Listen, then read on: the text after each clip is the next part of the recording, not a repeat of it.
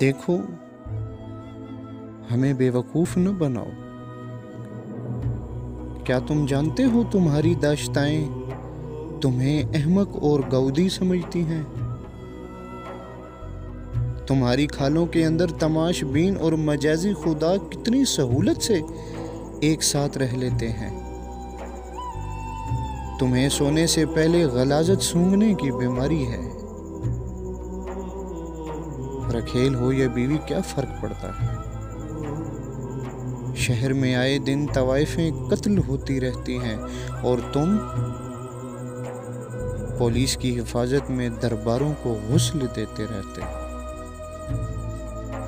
خدا تو ایک دھمکی ہے جو بزدل دیتے ہیں اور بزدلوں پر کارگر ہوتی ہے۔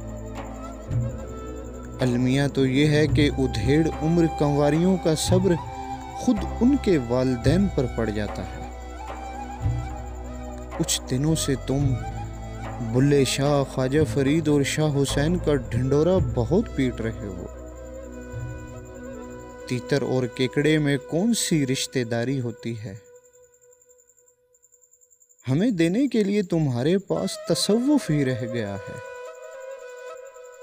تم چاہتے ہو ہم نسل در نسل قافیے سنتے رہیں اور اپنی ماؤں کو روتے رہیں۔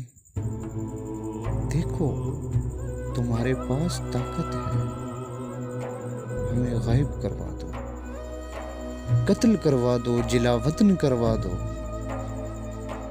لیکن خدا کے لیے ہمیں بیوقوف نہ بناؤ۔